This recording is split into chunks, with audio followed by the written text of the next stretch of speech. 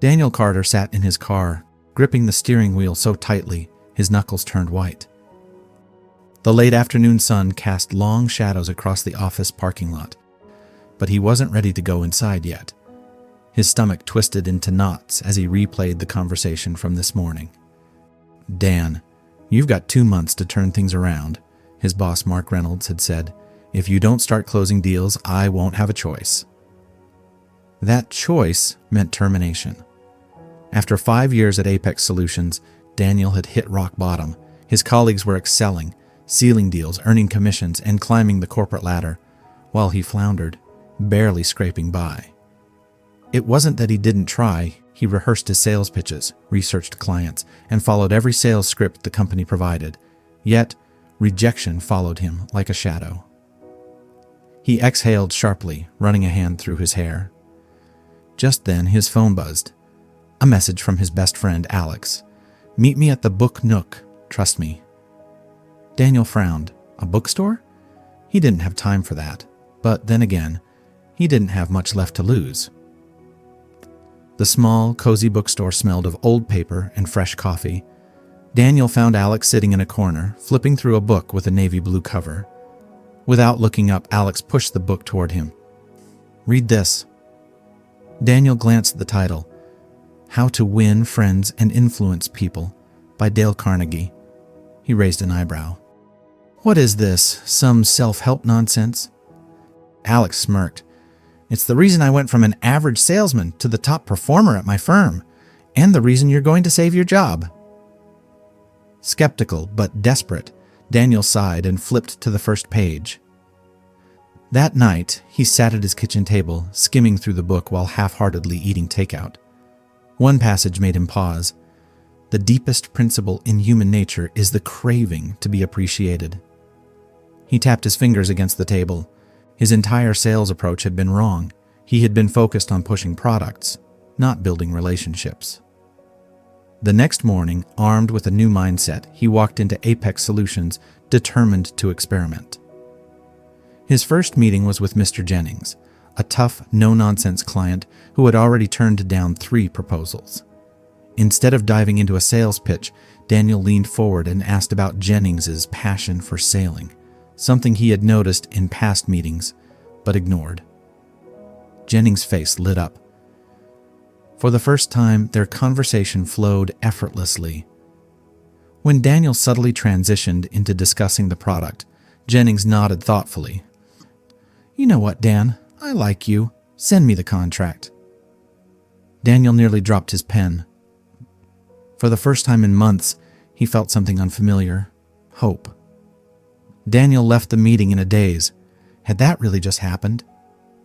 For months, he had been trying to force clients into deals, pushing facts, figures, and scripted pitches. But today, he had done something different. He had listened. He had made Jennings feel important. And just like that, he had closed his first big deal in months. Back at his desk, he pulled out How to Win Friends and Influence People and flipped to a section that stood out to him the night before. "You can make more friends in 2 months by becoming genuinely interested in other people than you can in 2 years by trying to get other people interested in you." He leaned back, exhaling slowly. Maybe he had been doing this all wrong. Maybe sale wasn't about selling. Maybe it was about connecting. That afternoon, he decided to test his theory further. His next client meeting was with Linda Matthews, a corporate executive known for being dismissive. She had brushed off his emails, rescheduled multiple times, and made it clear that she wasn't interested in what Apex Solutions had to offer. When Daniel arrived at her office, he noticed framed marathon medals hanging on the wall. Instead of diving into the pitch, he gestured toward them. "Those are impressive. Which one was the toughest race?" Linda, who had been checking her phone, paused and looked up. "The Boston Marathon. The hills nearly killed me." For the next 10 minutes, they talked about running, her training routine, her best times, the mental discipline it required. When the conversation naturally turned to business, Linda was noticeably more open. "Send me a proposal," she said, "and let's see if we can make something work." Another win. Daniel left the office, his heart pounding. This was it. This was the missing piece. He wasn't just learning how to sell, he was learning how to connect. That night, he stayed up reading. Every page of How to Win Friends and Influence People felt like it had been written for him. The next morning, Daniel made a resolution. For the next 30 days, he would stop being Salesman Dan and start being Daniel Carter, the guy who actually cared about people. He had no idea that this decision would change his life forever. Hey, sorry to interrupt. If you're enjoying this story so far, consider hitting that subscribe button. Your support truly means the world to us. All right, let's continue. Over the next week, Daniel threw out everything he thought he knew about sales. Instead of rehearsing aggressive pitches, he studied his clients.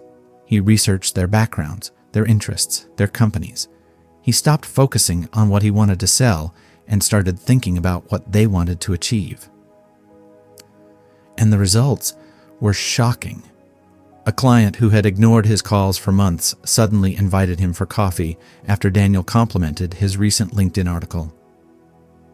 A tough negotiator softened when Daniel remembered her assistant's name and asked about her team's workload. A near-lost deal was salvaged when Daniel genuinely thanked the client for their time rather than pushing for a close. His numbers started climbing, slowly at first, then noticeably. But it wasn't just his sales that were changing. One afternoon, he walked into the break room and found Jake, one of the top salesmen, leaning against the counter, scrolling through his phone. Jake barely acknowledged him. In the past, Daniel might have ignored him back, but today he decided to test another principle from How to Win Friends and Influence People. The sweetest sound in any language is a person's own name. Hey, Jake, mind if I ask you something? Jake raised an eyebrow. Sure, what's up? I've been watching how you work, and you've got an incredible way of handling objections. What's your secret? Jake's posture changed. He put his phone down. Man, I've been in this game for years. You've got to know when to push and when to pull back. Most guys just push. Daniel nodded. That makes sense. Do you think I've been pushing too much? Jake smirked. Before? Yeah, but lately? I don't know, man. You've been different. In a good way? Daniel asked. Jake chuckled. Well, your numbers don't lie. It was a small moment, but Daniel realized something important. He had spent so much time competing with his colleagues that he had never actually tried to learn from them. Maybe winning in business wasn't about beating others. Maybe it was about growing with them. That evening, Daniel sat on his couch, flipping through the book again. He came across another powerful lesson. Give honest and sincere appreciation. He thought about his boss, Mark Reynolds, the man who had nearly fired him. Mark was a hard guy to impress, and Daniel had always resented his blunt leadership style. But now, Daniel saw things differently. Mark wasn't tough because he wanted to be. He was tough because the company depended on him. So Daniel took out his phone and sent a message. Hey Mark, I just wanted to say thanks. A month ago I thought I was done here, but that conversation we had, it forced me to change the way I work, and it's made all the difference. A few minutes later, Mark replied, Glad to hear it, Dan. Keep it up. It was a short message, but Daniel smiled. Because for the first time in his career, he wasn't just trying to win clients. He was learning how to win people. A month had passed since Daniel had changed his approach. The results? Staggering. His sales numbers had nearly doubled. Clients who once dodged his calls were now reaching out to him first. Even his colleagues noticed. Jake, the top salesman, had started treating him like an equal, rather than just another struggling rep. But the biggest surprise came on a Friday afternoon when Mark Reynolds called him into his office. Mark was a man of few words, and usually when he called someone in, it wasn't for a friendly chat. Daniel swallowed hard as he stepped inside. Mark looked up from a report, tapped his pen against the desk, and then smirked. I don't know what the hell you've been doing, Carter, but keep doing it. Daniel blinked. I Thank you, sir." Mark leaned back in his chair. 2 months ago, I was ready to cut you loose. Now you're in the top 3 in sales this quarter." He paused, then added, "What changed?" Daniel hesitated, then reached into his bag and pulled out How to Win Friends and Influence People. Mark raised an eyebrow. "You're telling me a book did all this?" Daniel chuckled. "Not just the book, the mindset. I realized that people don't buy from salesmen. They buy from people they like and trust." Mark nodded slowly, flipping through the pages. "I read this book years ago. Maybe I need to read it again." For the first time ever, Daniel saw something in his boss's expression that he had never noticed before: approval. Mark set the book down and folded his hands. "Listen, we've got a major client coming in next week. I was going to have Jake handle it, but I want you in on the meeting." Daniel's heart pounded. "Seriously?" Mark smirked. "You've earned it." That night, Daniel sat in his apartment, staring at his reflection in the window. 2 months ago, he was on the verge of losing everything. Now, he had turned his career around, not by selling harder, but by connecting better. And for the first time in his life, he truly understood what Dale Carnegie meant when he wrote, "The royal road to a person's heart is to talk about the things he or she treasures most." Daniel wasn't just selling products anymore. He was building relationships. And that made all the difference. Monday morning arrived, and Daniel stood in front of the mirror, straightening his tie. Today was the big day. He had been given a seat at the table for a high-stakes meeting with one of Apex Solutions' biggest potential clients, an opportunity he wouldn't have dreamed of just weeks ago. As he grabbed his briefcase, he reminded himself of everything he had learned. This wasn't about impressing the client with flashy presentations. It was about understanding them, making them feel valued, and creating genuine trust. And he was ready. The boardroom was tense. Seated across from Daniel and his team were 2 high-level executives from Sterling Enterprises, a company that could bring Apex Solutions one of its most lucrative contracts of the year. Jake led the conversation, diving into numbers, projections, and company strengths. The presentation was flawless. Slick slides, polished delivery, all the right buzzwords. But something felt off. Daniel noticed the body language of the lead executive, a middle-aged man named Robert Sinclair. His arms were crossed, his jaw was tight, and his eyes drifted toward the window. He's not engaged. Suddenly, Daniel spotted a small pin on Sinclair's lapel, an insignia from a well-known veterans organization.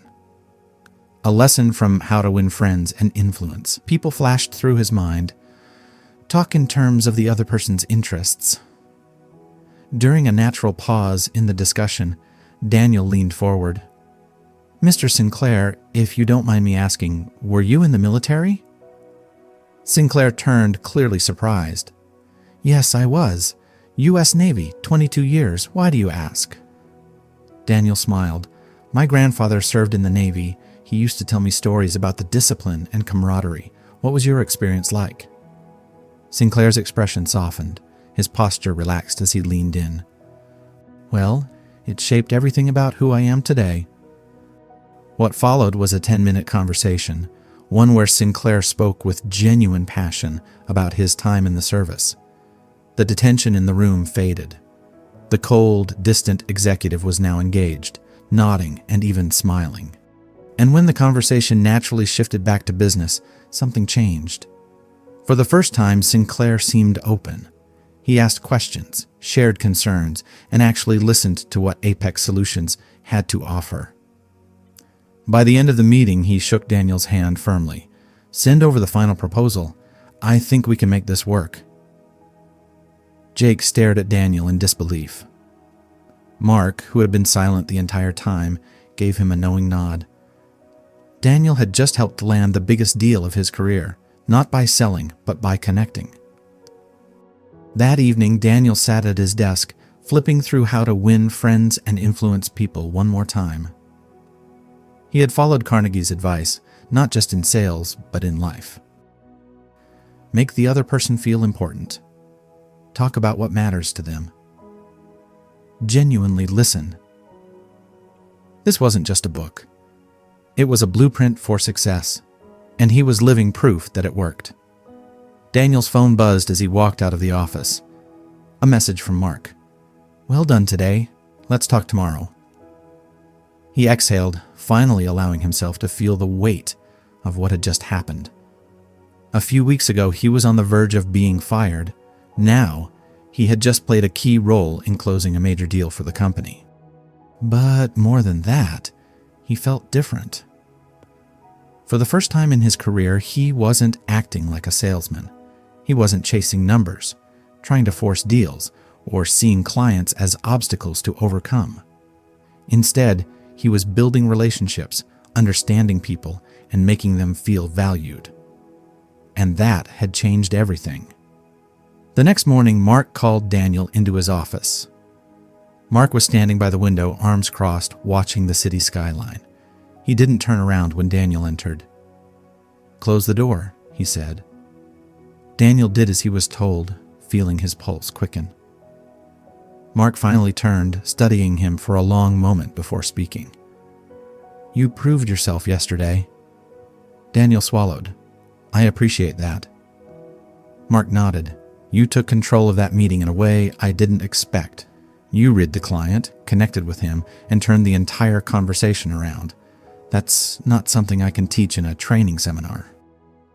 Daniel felt a sense of pride welling up inside him, but he stayed quiet. Mark sighed, running a hand through his graying hair.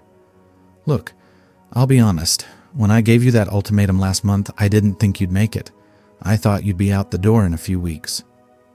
Daniel tensed. "What changed your mind?" Mark smirked. "You did." He sat down at his desk and tapped a pen against his notebook. "I'm offering you a promotion." Daniel blinked. "Wait, what?" Mark leaned forward. "You've proven that you can do more than just sell. You can lead. I want you to mentor some of the newer guys, help them learn what you figured out. And if you keep this up, there's a management position opening up next year that I'd like you to consider." Daniel could hardly process what he was hearing. A month ago, he was this close to getting fired. Now, he was being offered a promotion? Mark studied him carefully. "So, are you up for it?" Daniel took a deep breath, then grinned. "Absolutely." That night, Daniel met up with Alex at their favorite cafe. Alex raised an eyebrow as Daniel dropped "How to Win Friends and Influence People" onto the table. "I take it you're a believer now?" he teased. Daniel laughed. "Let's just say, this book saved my career." Alex leaned back, sipping his coffee. "And what did you learn?" Daniel thought for a moment, then smiled. "That people don't buy products. They buy trust. And the best way to earn trust is to actually care." Alex grinned. "Carnegie would be proud." Daniel chuckled. "Yeah, and so am I." For the first time in his life, he knew he was on the right path. And this was only the beginning. Daniel's new role as a mentor started the very next week. At first, it felt strange. Just a few weeks ago, he had been the struggling salesman, barely holding on. Now, people were coming to him for advice. His first mentee was a junior rep named Kevin, a fresh college graduate eager to prove himself but constantly stumbling in his approach. Daniel watched Kevin's first client call and immediately saw the problem. Kevin was too focused on the sale. He followed scripts rigidly, rushed through introductions, and didn't give the client time to talk. The conversation felt forced, like Kevin was trying to convince the client rather than understand them. When the call ended, Kevin groaned. "I don't get it. I said everything I was supposed to, but they still brushed me off." Daniel smiled. He had been in Kevin's shoes not too long ago. He grabbed a marker and wrote a single word on the whiteboard. "Listen." Kevin frowned. "I was listening." Daniel shook his head. "You were waiting for your turn to talk." Kevin opened his mouth to argue, but then paused, replaying the call in his mind. Daniel continued, "When's the last time you asked a client about them before diving into the pitch?" Kevin hesitated. I try to keep it short so I don't waste their time." Daniel grinned. "You're not wasting their time. You're investing in trust." He handed Kevin a copy of How to Win Friends and Influence People. "Read chapter 2 tonight. Then tomorrow, try asking a client about their business before you pitch anything." Kevin nodded, though he still looked uncertain. The next day, Kevin walked over to Daniel's desk. His face lit up. "Dude, it worked." Daniel smirked. "Told you." Kevin shook his head in disbelief. "I asked a guy about how he got started in his industry, and he wouldn't stop talking. At the end, he actually asked me for more details about our services." Daniel chuckled. "People love talking about themselves. Give them that chance, and they'll remember you." Kevin sat down. "I feel like I've been doing this wrong the whole time." Daniel clapped a hand on his shoulder. "So was I. But trust me, once you get this, everything changes." Kevin nodded, flipping through the book. "So, what's next?" Daniel grinned. "Keep reading, and let's win some people over." That evening, Daniel got a message from Mark. "You're doing good work. Keep it up." A simple text. But to Daniel, it meant everything.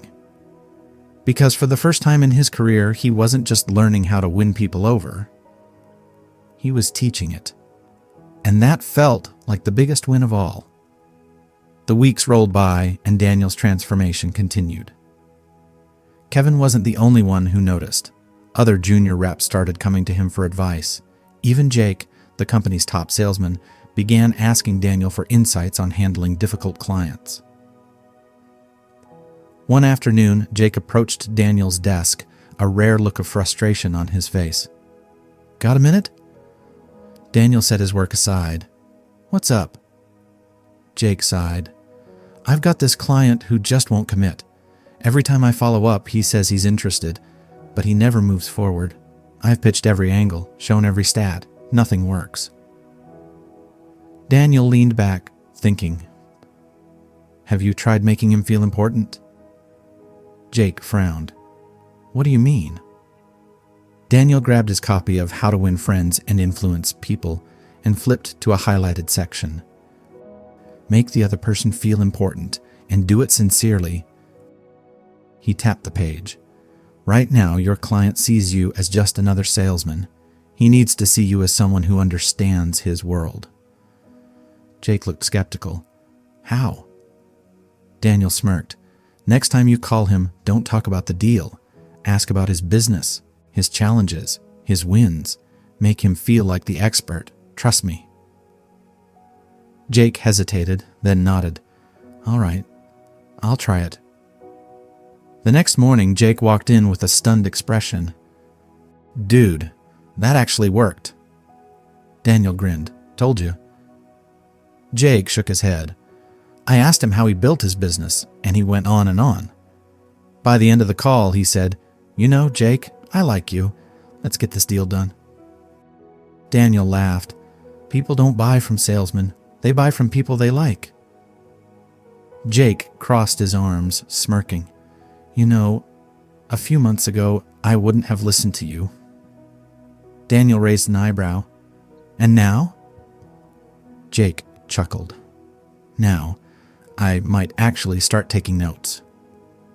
That evening, Daniel sat in his apartment, reflecting on everything that had changed.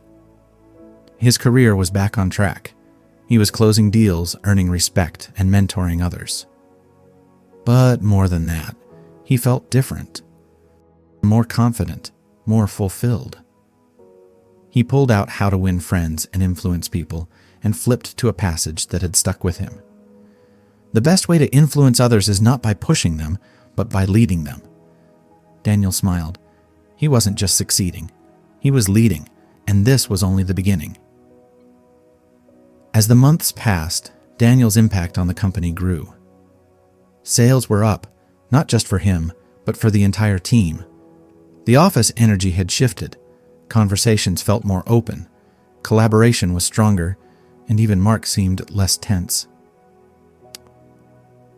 One Friday afternoon, Mark called for a team meeting. Daniel sat near the front as Mark cleared his throat. "I want to take a minute to acknowledge something." The room quieted. Mark glanced at the sales report in his hands. "We're on track for our best quarter in 2 years, and while everyone has played a part, there's one person who's made a real difference." Daniel felt his pulse quicken. Mark looked straight at him. "Carter, stand up." Daniel hesitated, then rose to his feet. "A few months ago, you were barely keeping your head above water. Now, you're not only one of our top performers. You've helped others improve too. That's the kind of leadership we need here." A small wave of applause broke out. Daniel felt a mix of pride and disbelief. Mark smirked. "Keep this up, and we'll be having a very different conversation about your future soon." As he sat back down, Jake nudged him. "Look at you, Mr. Rising Star." Daniel chuckled. "Crazy, huh?" Jake grinned. "You earned it, man." Later that night, Daniel met Alex for dinner. "So," Alex said, raising an eyebrow, "how's life at the top?" Daniel laughed. "Not quite at the top, but getting there." Alex took a sip of his drink. "Be honest, a few months ago, did you think any of this was possible?" Daniel thought for a moment. "No, I was stuck. I thought success was about working harder, selling more. Turns out it was about understanding people." Alex smirked. "And to think, all it took was a book you didn't want to read." Daniel grinned. "Yeah, and one hell of a mindset shift." Alex raised his glass. "To new beginnings." Daniel clinked his glass against Alex's, and to winning friends and influencing people. They both laughed. For the first time in a long time, Daniel felt like he was exactly where he was meant to be. A few months later, Daniel found himself sitting across from Mark in his office once again. Only this time, there was no tension, no fear of being fired. Instead, Mark leaned back in his chair with a rare smile. "Well, Carter, we've come full circle." Daniel chuckled. "Feels like a lifetime ago, doesn't it?" Mark nodded. "I gave you 2 months to turn things around. You didn't just do that. You changed the way this team works. You turned struggling reps into top performers. You even got Jake to listen to someone other than himself." Daniel smirked. "That might be my biggest accomplishment yet." Mark exhaled, tapping his pen on the desk. "I meant what I said before. We need leaders, and you're one of them." Daniel sat up straighter. "I'm offering you the position of sales team lead." For a moment, Daniel couldn't speak. A few months ago, he had been fighting for his job. Now, he was being offered a leadership role? Mark raised an eyebrow. "Unless you're about to tell me you've got a better offer somewhere else." Daniel grinned. "Nope, I'd be honored." Mark extended his hand. "Good. Welcome to the next level." As Daniel shook his boss's hand, he couldn't help but think back to the first time he had stepped into this office. Desperate, uncertain, lost. And now, he was exactly where he was meant to be. That night, Daniel sat on his couch, flipping through How to Win Friends and Influence People one last time. The book that had changed everything. He thought about how skeptical he had been at first, how he had dismissed it as just another self-help book. But it had done something no training seminar, no sales script, no company handbook had ever done. It had taught him how to understand people. And that had made all the difference. Just as he was about to close the book, he noticed a blank page in the back, one meant for notes. Smiling, he picked up a pen and wrote, January 15th, officially promoted to team lead. Lesson learned, success isn't about selling, it's about connecting. He leaned back, feeling a sense of fulfillment he had never experienced before. His journey was far from over.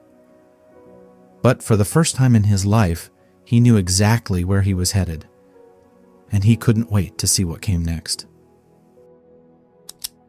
At the start of this journey, Daniel was just another struggling salesman, lost, frustrated, and on the brink of failure. But one simple shift changed everything. He stopped trying to sell and started trying to connect. We often think success comes from working harder, pushing more, or having the perfect pitch. But the truth is, people don't buy products. They buy relationships, trust, respect. And that applies to more than just business. It's the key to winning in life. The principles in how to win friends and influence people aren't just words in a book. They're a blueprint for building meaningful connections, both professionally and personally. They're the reason Daniel turned his career around, and they can do the same for you. So here's my challenge to you. The next time you meet someone, whether it's a client, a colleague, or a stranger, don't think about what you want. Think about what they need. Make them feel heard. Make them feel important. And watch how your world begins to change. Because at the end of the day, the best way to win people over is to genuinely care. Now, it's your turn. Go out there and start winning friends and influencing people.